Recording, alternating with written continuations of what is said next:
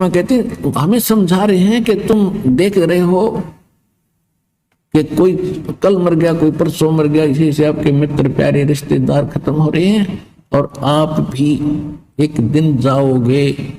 आपका कोई कागज में बाकी रह रही है, यानी कोई समय सांस शेष है, जिस दिन वो पूरे होंगे 1 सेकंड में जाओगे, ऐसे कोई रोक नहीं सकेगा। तो कहने का भाव ये है कि इस संसार की आस में केवल यहां जीना ही जीना मानकर भक्ति नहीं बनेगी।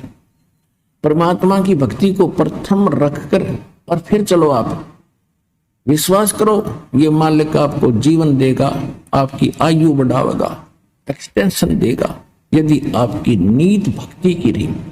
दूसरी बात ये होती है, जैसे परमात्मा को तो हमारे आने वाले समय का खूब पता है। जैसे कोई भक्त की मृत्यु होगी, सतनाम प्राप्त करके सारनाम प्राप्त नहीं हुआ।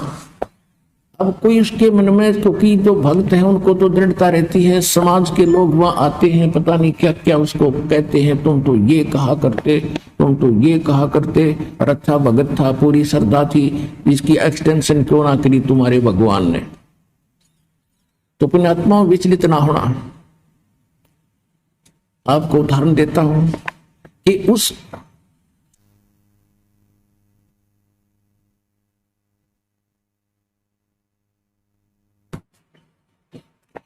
भगत के कुछ आगे चल के ऐसे कुसंस्कार होते हैं कि सार नाम प्राप्त करके भी उसमें कोई दिक्कत आ जानी थी और उसमें फिर ये नहीं सफल हो सका था। तो इसलिए उसको उसी समय परमात्मा ने अपनी कृपा से ही उसका अंत करके दोबारा जीवन देते हैं और फिर नए सिरे से उसको पार करते हैं।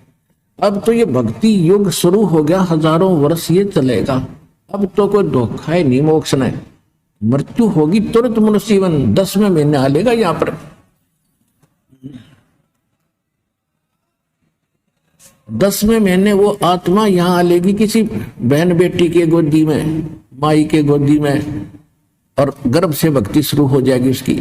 दास के पास उदाहरण है, ऐसे ऐसे भक्त, क्योंकि दास ने 20 वर्ष हो गए लगभग इस उपदेश देने की आदेश प्राप्त हुआ।